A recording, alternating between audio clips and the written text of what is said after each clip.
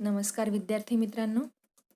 गेल्या शुक्रवारी आपण तुमच्या जनरल सायन्स या पुस्तकातील 3rd chapter properties of natural resources हे सुरू केलं होतं.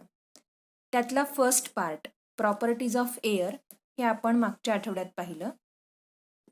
आता आपल्याला प्रॉपर्टीज ऑफ वॉटर बघायचे आणि त्यानंतर मग आपण वळणार आहोत प्रॉपर्टीज ऑफ सॉइलकडे. तर सुरुवात करूया प्रॉपर्टीज ऑफ वॉटर या सेक्शनला.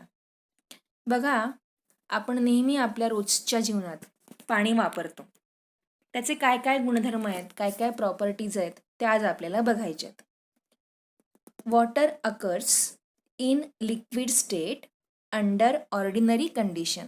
काय म्हटलंय सर्वप्रथम की सामान्य तापमानाला, म्हणजे आता आपलं रूम टेम्परेचर जे काही आहे त्या तापमानाला पाणी हे द्रव अवस्थेत आढळते. द्रव म्हणजे तुम्हाला सगळ्यांना कळतं लिक्विड. लिक्विडचे काही काही उदाहरणं तुम्हाला सांगता येतील. पाणी आहे, दूध आहे, रॉकेल आहे, पेट्रोल आहे. तर तसंच पाणीसुद्धा म्हणजे water occurs in liquid state under ordinary condition. सामान्य तापमानाला पाणी हे द्रव अवस्थेत आढळते. Water is a fluid substance, म्हणजे पाणी हा वाहणारा पदार्थ आहे, प्रवाही पदार्थ आहे. समजा तुमच्या हातून पाणी सांडलं तर ते लगेच वाहतं, म्हणजे ते फ्लुइड आहे. Water does not have its own shape but has a volume, म्हणजे पाण्याला स्वतःचा आकार नाही परंतु आकारमान आहे. It does not have its own shape म्हणजे काय? समजा तुम्ही पाणी एखाद्या भांड्यात ठेवलं तर त्या भांड्याचा आकार त्या पाण्याला मिळतो, त्यामुळे त्याला स्वतःचा शेप नाही आहे असं म्हणतात. पण त्याला स्वतःचं आकारमान आहे, म्हणजे त्याला जेवढी जागा घ्यायची आहे, जागा व्यापायची आहे, तेवढीच जागा ते व्यापतं. तुम्ही कोणत्याही भांड्यात ठेवा, बरोबर आहे. तर या झाल्या properties of water, basic properties. यानंतर आपल्याला आणखी पण माहिती वॉटरविषयी शिकायची आहे. त्यासाठी आपण काय करणार आहे बघा, आकृतीत दाखवल्याप्रमाणे आपल्याला काय करायचं आहे, एक टेबल घ्यायचं आहे. त्या टेबलवर एक प्लास्टिकचं भांडं ठेवा. तुमच्याकडे जर प्लास्टिकचं भांडं नसेल तर बिसलेरीची बॉटल असते ना पाण्याची, ती घेतली तरी चालेल. त्याला 3 छिद्र करायचे, एका रेषेत एकाखाली एक, याप्रमाणे जसे तुम्हाला आता चित्रात दिसत आहेत तसे. आणि मग ते भांडं पाण्याने भरायचं. त्या भांड्यातील पाणी त्या छिद्रांमधून खाली पडेल, त्यासाठी खाली आणखी एक भांडं ठेवायचं. आता हे पाणी पडत असताना तुम्ही जर थोडं निरीक्षण केलं तर तुम्हाला असं दिसेल की सगळ्यात वरच्या छिद्रातून जे पाणी पडतंय ते त्या टेबलपासून अगदी जवळ पडतं. त्यानंतर मधल्या छिद्रातलं पाणी थोडं दूर पडतं आणि सगळ्यात खालच्या छिद्रातलं जे पाणी आहे, छिद्रातनं पडणारं पाणी, ते सगळ्यात दूर पडतं. असं का असेल? तर सगळ्यात वरच्या छिद्रातल्या पाण्यावर जास्त फोर्स नसतो, त्यावर जास्त प्रेशर नसल्यामुळे ते जवळ पडतं. मधलं जे छिद्र आहे त्यावर वरच्या पाण्याचं प्रेशर आहे, त्यामुळे ते थोडं दूर पडतं. आणि सगळ्यात खाली जे छिद्र आहे त्यावर प्रेशर सगळ्यात जास्त आहे, त्यामुळे ते पाणी सगळ्यात जास्त दूर पडतं. तुम्ही हा प्रयोग स्वतः करून बघू शकता. जसं चित्रामध्ये दाखवलेलं आहे त्याप्रमाणे एक टेबल घ्या. त्या टेबलवर एक बिसलरीची बॉटल घ्या, वाटल्यास तुम्हाला ती सहज मिळेल. त्याला 3 छिद्र करा, त्यात पाणी भरा आणि त्या छिद्रांमधनं पाणी कसं पडतं याचं निरीक्षण करा. हे तुम्ही स्वतः करून बघायचं आहे. आणखी एक छोटासा प्रयोग तुम्हाला सांगणार आहे, तो कसा आहे बघा. पुन्हा एकदा एक टेबल घ्यायचं आहे, टेबलवर एक पाण्याचं भांडं ठेवायचं आणि एक भांडं खाली ठेवायचं. त्या वरच्या भांड्यातून खालच्या भांड्यामध्ये एक पाईप सोडायचा. तर तुम्हाला सगळ्यांना माहिती आहे की वरच्या भांड्यातनं खालच्या भांड्यामध्ये त्या पाईपनी पाणी येणार आहे. असं का येईल? तर water travels from higher level to lower level. जसं आपण मागच्या वेळेला बघितलं होतं ना की ॲटमॉस्फेरिक प्रेशरचं, की हायर प्रेशरकडून लोअर प्रेशरकडे हवा वाहते, तसंच पाण्याचं सुद्धा आहे. यासाठी आपण काय करू शकतो, आणखी एक प्रयोग बघा. जर आपल्या घरी 2 टाक्या असतील ना आणि त्या 2 टाक्यांना आपण जर मधून जोडलं असेल आणि जर आपण एका टाकीमध्ये पाणी भरलं तर त्या मधल्या जॉईंटमधून एका टाकीतून दुसऱ्या टाकीमध्ये पाणी वाहतं. हे असं कुठपर्यंत वाहतं? जोपर्यंत दोन्ही टाक्यांमधील पाण्याची पातळी सारखी होत नाही तोपर्यंत. मग यावरून आपल्याला काय कळतं? तर हायर लेव्हलकडून लोअर लेव्हलकडे पाण्याचा प्रवाह नेहमी होत असतो. आता यानंतर आपल्याला काय शिकायचंय बघा. काय दिसतंय तुम्हाला स्क्रीनवर? Density of water. डेन्सिटीला मराठीमध्ये घनता असे म्हणतात. बघा, तुम्हाला सगळ्यात पहिल्यांदा एक गोष्ट सांगते. समजा तुम्ही एका ग्लासमध्ये पाणी घेतलं आणि या पाण्यावर बर्फाचे तुकडे टाकले, तर ते खाली बसतात का? नाही, ते वरच राहतात. कारण बर्फाची डेन्सिटी ही पाण्याच्या डेन्सिटीपेक्षा कमी असते. ज्या वस्तूची डेन्सिटी कमी ती वस्तू वर तरंगते आणि ज्या वस्तूची डेन्सिटी जास्त ती वस्तू खाली बसते. आता आणखी एक दुसरं चित्र आहे तुमच्या त्याच स्क्रीनवर सध्या. त्या चित्रात काय दाखवलंय बघा बरं. पाणी घेतलंय आणि या पाण्यामध्ये तुमच्या कंपास बॉक्समधलं वेगवेगळं साहित्य असतं की नाही. शार्पनर आहे, स्केल पट्टी आहे, पेन्सिल आहे, इरेझर आहे, त्यानंतर कर्कटक आहे, चमचा घेतलाय आणखी एक. आणि हे सगळं त्या पाण्यात टाकलं तर काही वस्तू पाण्यावर तरंगतात आणि काही वस्तू मात्र खाली बुडतात. असं का असेल? तर ज्या वस्तूंची डेन्सिटी जास्त त्या वस्तू खाली बुडतात आणि ज्या वस्तूंची डेन्सिटी कमी त्या वस्तू वर तरंगतात. तर डेन्सिटी म्हणजे नेमकं काय हे आपल्याला बघायचंय. Ratio of mass to volume of a substance is called density of that substance. म्हणजे एखाद्या पदार्थाचं मास वस्तुमान आणि व्हॉल्यूम म्हणजे आकारमान यांचा रेशो त्याला आपण डेन्सिटी असं म्हणतो. बघा, जर आपल्याला पाण्याची डेन्सिटी मोजायची असेल, तुम्ही जर 1 लिटर पाणी घेतलं तर त्या 1 लिटर पाण्याचं मास 1 किलोग्राम असतं. म्हणून पाण्याची डेन्सिटी ही 1 ग्राम पर cc अशी आहे. वर जे आहे ना ग्राम ते मासचं युनिट आहे आणि खाली आहे ना क्युबिक सेंटीमीटर ते व्हॉल्यूमचं युनिट आहे. मग डेन्सिटीचं युनिट काय झालं? Gram per cc. cc म्हणजे क्युबिक सेंटीमीटर.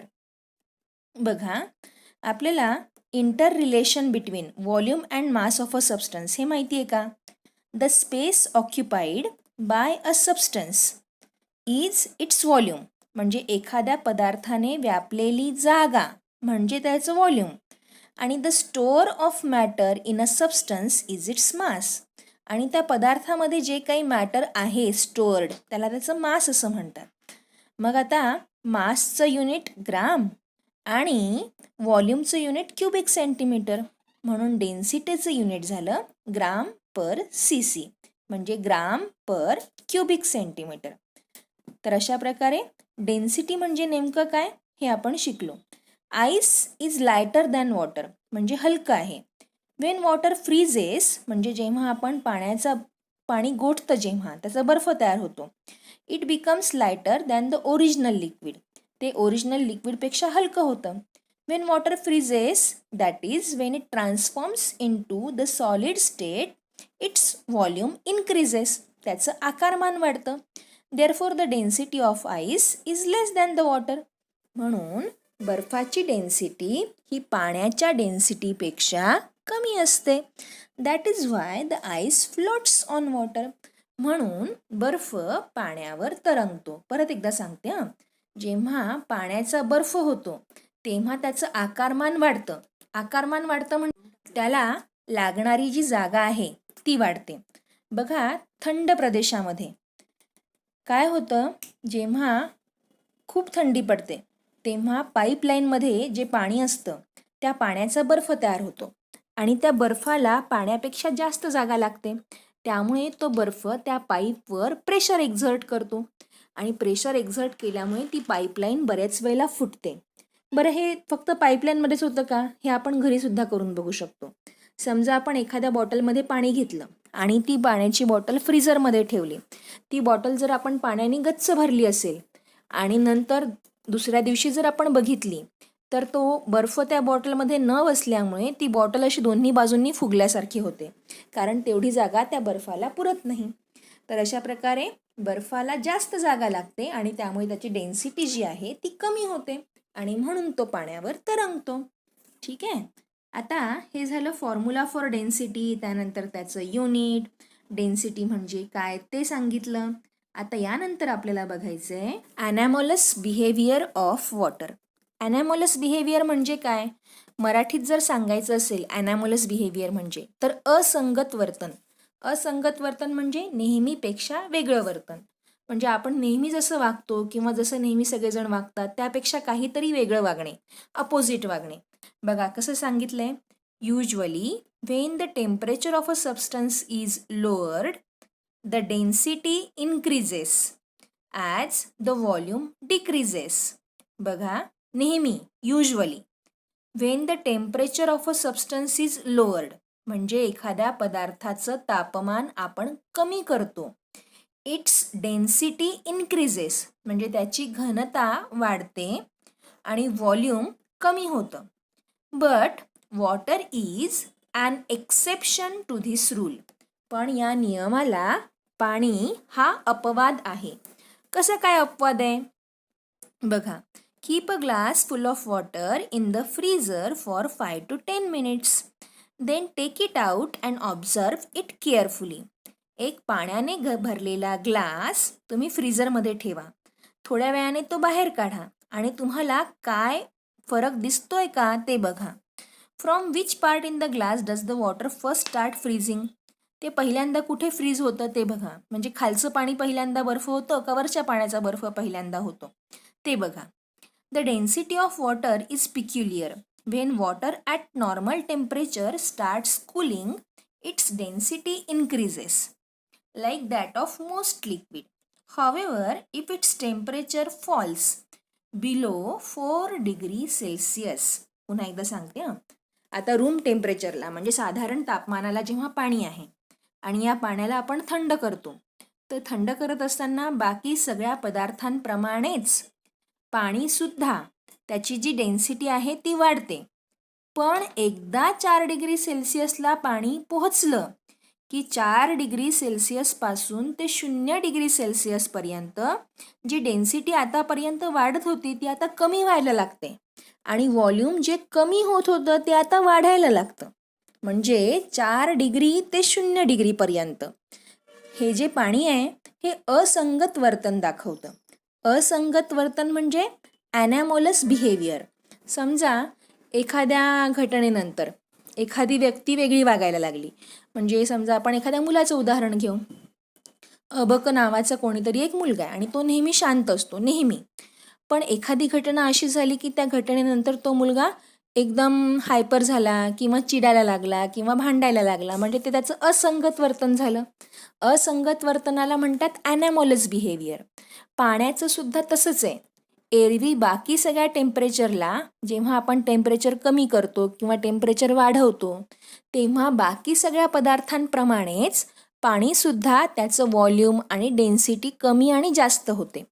पण 4 डिग्री सेल्सिअस ते 0 डिग्री सेल्सिअस हा जो काळ आहे हे जे टेम्परेचर आहे या एवढ्याच टेम्परेचरमध्ये फक्त पाण्याची डेन्सिटी आणि व्हॉल्यूम हे कमी होणे आणि वाढणे हा वेगळा प्रकार दाखवतं. म्हणजे 4 डिग्रीपासून 0 डिग्रीकडे जेव्हा आपण पाण्याचं तापमान कमी करतो तेव्हा त्याची डेन्सिटी कमी होते आणि व्हॉल्यूम वाढतं. तर याला ॲनॅमोलस बिहेवियर असं म्हणतात. तुम्हाला आत्ता तुमच्या स्क्रीनवर एक पाण्याचा साठा दाखवलेला आहे. त्याला वॉटर रिझर्वॉयर असं म्हणतात.